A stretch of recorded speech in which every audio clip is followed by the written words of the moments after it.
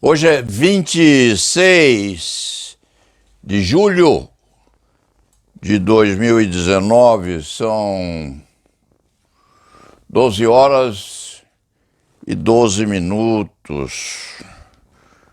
O escriba começa tarde a examinar os diários de hoje. Paciência. Primeiro o trabalho, depois os compromissos ditos alternativos. O escriba lê no jornal A Folha de São Paulo: obesidade atinge maior índice no Brasil em 13 anos. Após 3 anos estagnado, o índice de brasileiros obesos cresceu e atingiu em 2018 19,8%, maior patamar em 13 anos. A Folha de São Paulo começa assim hoje. Isto significa que há pesquisas subjacentes sobre o embarrigamento, principalmente dos machos brasileiros. Pesquisas metódicas, sim, porque hoje em dia os chamados algoritmos presidem a tudo. Dir-se-á que este introito não tem coisa alguma a ver com as manchetes: Deltan foi pago por palestra à empresa citada na Lava Jato. Isso na Folha. No Estadão, hackers capturaram conversas de Bolsonaro. Hackers capturaram conversas e capturam conversas de todo mundo. Outro dia, numa conversa descompromissada, disseram a este escriturário do direito penal que com dinheiro e tempo se desveste a imaculabilidade de qualquer cidadão brasileiro. Afirma-se cidadão dentro da prevalência na língua portuguesa ainda da opção pelo masculino em desfavor do feminino. Mas dir-se-ia de qualquer cidadão ou de qualquer cidadã, de qualquer cidadão e de qualquer cidadã brasileiros. Tem-se sempre este problema de opção entre masculino e feminino, mas paciência. Então, até na obesidade se pode fazer pesquisa estatística, examinar a intimidade dos brasileiros vivos por aí e até dos que já foram, dos que já se foram. Isto significa que não há mais privilégio de impecabilidade. Não há impecáveis. Há aqueles que preservam, na maior parte do tempo e com muita preocupação, uma carga maior e não absoluta de comportamentos absolutamente vistos, previstos e adequados à legalidade e até à ética bem básica que deve orientar as ações humanas. Isso é terrível. A procura da impecabilidade, da imaculabilidade,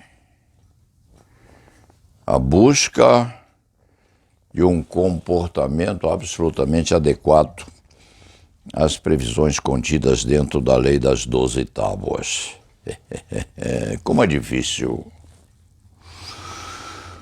Dir-se-ia quase impossível, mas vale ainda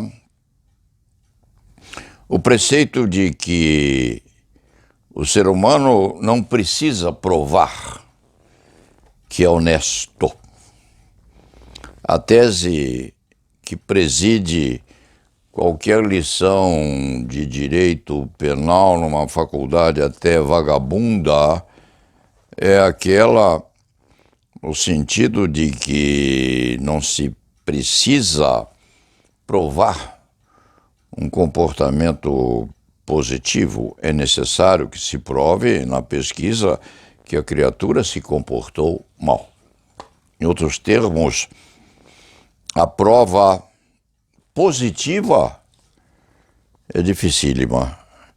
A prova de comportamento negativo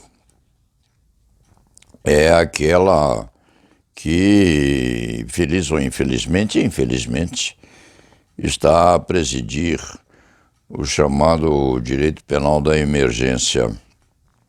Ou seja, busca-se provar que a criatura se conduziu mal. Em princípio, qualquer ser humano e qualquer brasileiro e qualquer brasileira são honestos e têm pressupostos de comportamento dentro da legalidade. Vem aqui a Folha e diz: Deltan foi pago por palestra à empresa citada na Lava Jato. Isso em si não constitui ilegalidade e nem imoralidade. Riposta ao procurador: desconhecia a menção ao aceitar convite e se retirou de casos relativos a New Way. Retirou-se dos casos. Retirou-se dos casos e se retirou também de palestras futuras. Foi enganado, quiçá, foi engodado, porque não conhecia os podres da empresa consulente. Então, busca-se uma imputação meia-boca contra esse procurador, o fato de ter proferido palestra numa empresa posta no infortúnio não significa comportamento ilegal. Quantas empresas no Brasil podem extrair uma certidão positiva de honestidade? Aliás, surgiu agora um tal cadastramento de criaturas honestas, ou seja, uma certidão positiva contra a imaculabilidade. Como se faz isso? Como se obtém a certeza de que a criatura é um santo posto dentro da comunidade, ou uma santa preservada contra os maus costumes havidos no praceamento da moralidade pública? Isto é impossível.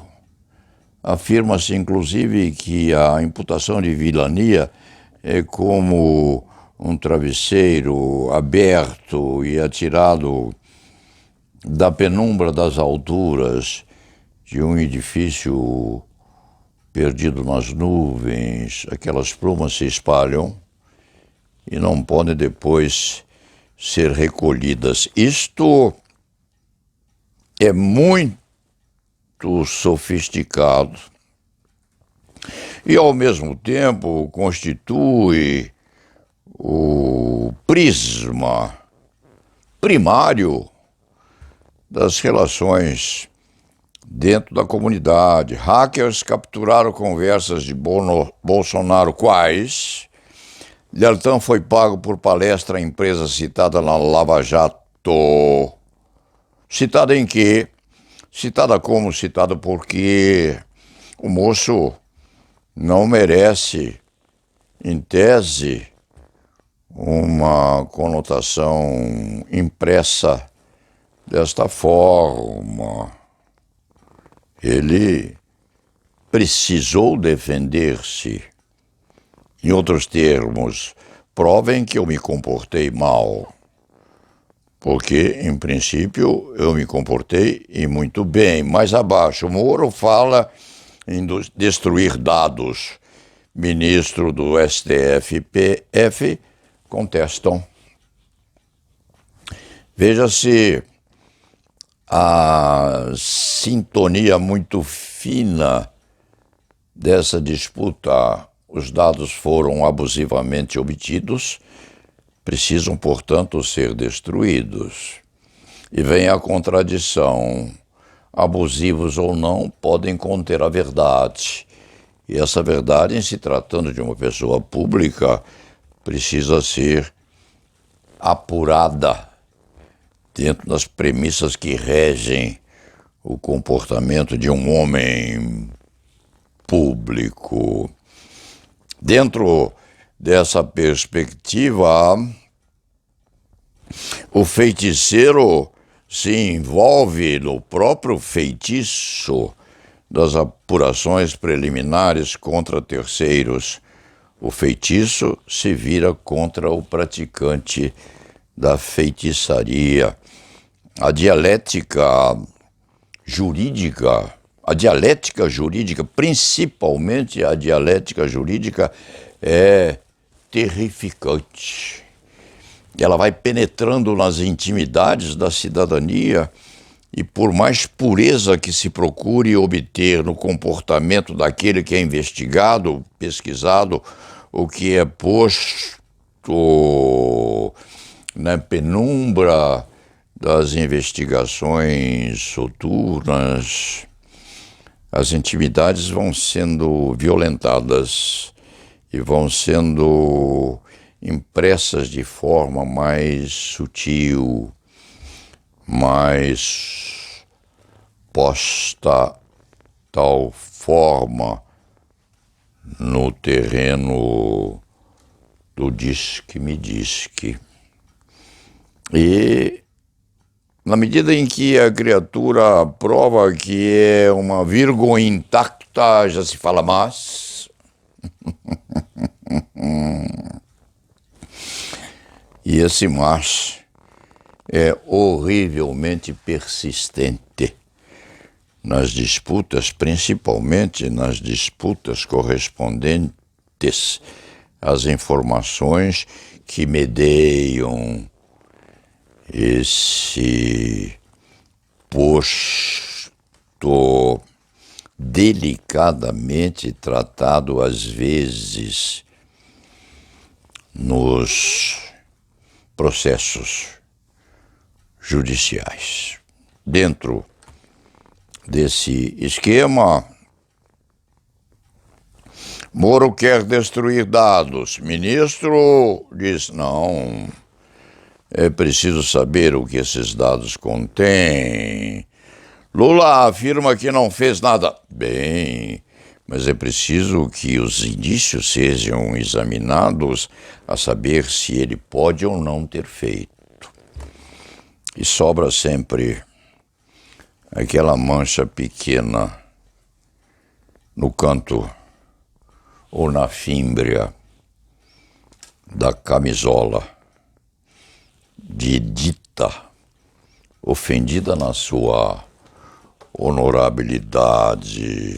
Aí, o carcereiro sofre o mal que passou ao encarcerado. O carcereiro tem a sua imaculabilidade conspurcada pelos restos daquilo que fez contra aquele que prendeu. É terrível, é horrível, é muito conturbada a sujeição dos fatos à interceptação gramatical ou não.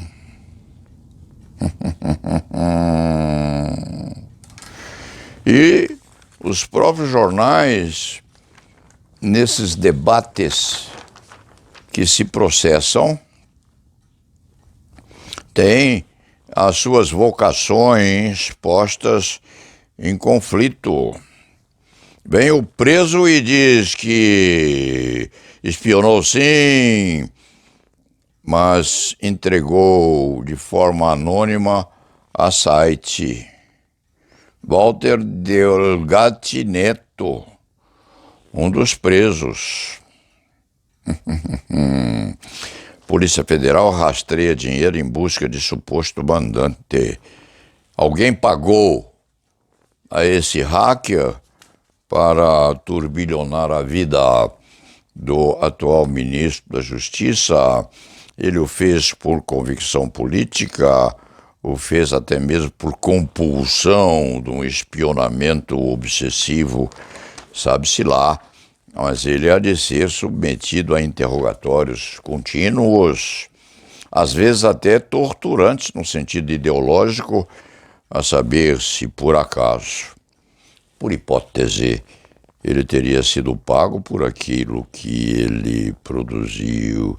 E se, quando tivesse sido pago, e a produção daquelas mensagens houvesse obedecido à verdade, esse pagamento, essa retribuição financeira teria invadido a legalidade ou invadido a realidade daquilo que ele captou, surgiria aí em sequência outra série de debates concernentes à prevalência ou não da verdade contida nas informações.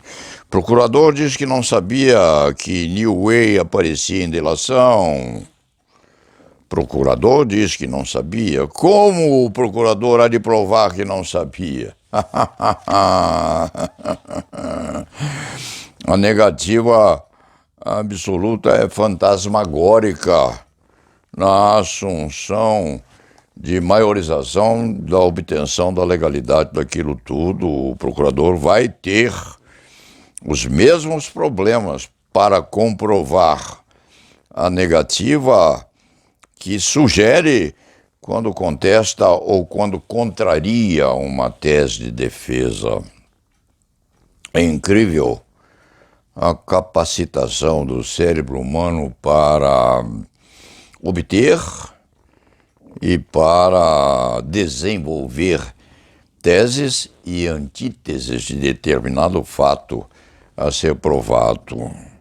O moço vai ter trabalho, sim, mas também tem trabalho as autoridades, às quais é imputada eventualmente a prática de ações denunciadas nessas vídeas ou nessas mídias postas eventualmente ou hipoteticamente nos celulares que estão por aí. Justiça quebra sigilo telefônico de Pimentel em investigação sobre estatal. Toffoli vai antecipar julgamento sobre os dados do COAF. Hackers da Operação Uruguai Tabajara. Tudo sobre ou em torno da privacidade das criaturas. A Suprema Corte Brasileira vai precisar, por cobro ou definir ortodoxamente o que vai acontecer em função dessas contradições postas em torno dessa maquininha chamada telefone celular. É preciso que o Supremo Tribunal Federal se organize, porque há uma redução de equilíbrio entre aquilo, inclusive, que se pretende a defesa e aquilo que se permite a acusação. O Ministério Público usa computadores fortíssimos nas audiências e não se permite aos defensores que usem seus computadores microcomputadores, que são celulares. Celulares são microcomputadores também, o defensor não pode utilizá-los e a acusação pública tem o direito à plenitude da tela posta aberta à sua frente. A Suprema Corte precisa, sim, estabelecer critérios muito claros correspondentemente a essa tortura constituída pelo que se pode fazer e aquilo que não se pode fazer, quando se permite que alguém venenosamente capture um diálogo mantido com o outro, porque, sendo um diálogo entre ele e o outro, a criatura tem o direito de perpetuar aquela conversa posta no mundo etéreo, cuja realidade já se foi. Então, a criatura pode sim, pode captar e pode manter a captura daquilo que constitui o diálogo com o seu eventual até oponente, sabendo ela que pode até orientar o rumo da conversa, depois pode usar porque tinha o direito de manter para o futuro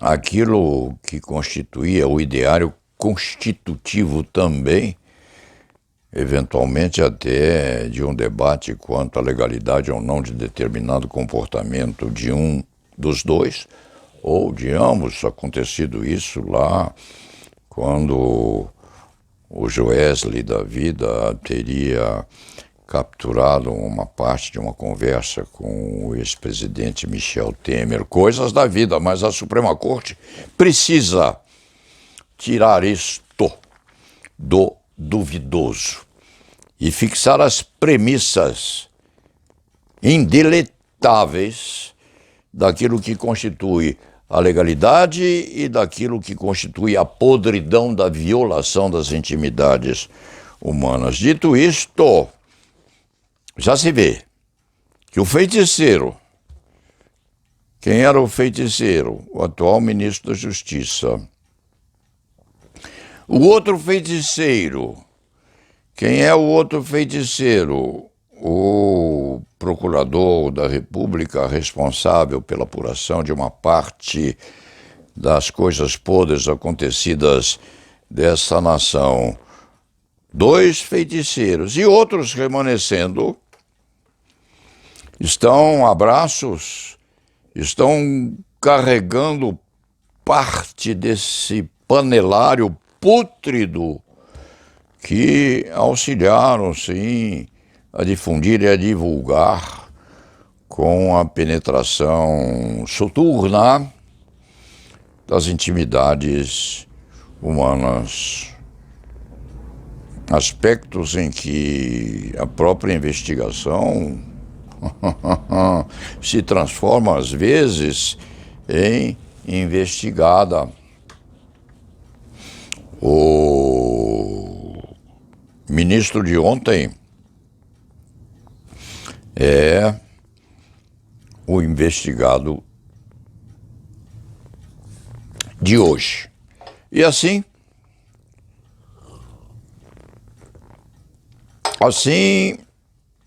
as coisas caminham. A Folha de São Paulo sempre um pouco mais agressiva, o jornal Estadão às vezes morigerado, tratando as provocações com mais cuidado, mas, no fim das contas, o feitiço, sim, vira contra os bruxos que faziam os milagres da otimização da legalidade no Brasil. Dito isto, vamos ao trabalho. La nave va, são 12h35, 20 minutos de conversa. De certa maneira, uma conversa preocupante para o próximo, para o próprio criminalista, que começa a usar os argumentos e fica preocupado com a premissa básica que deve mediar e que deve sustentar também a imaculabilidade de todos. Vale, com certeza, a musiquinha de Chico Buarque e de Edu Lobo, Procurando Bem. Todo mundo tem pereba. Só a bailarina não as tem. Basta procurá-las com afinco, com vontade, com persistência e com os meios adequados. E tudo se obtém. La nave va!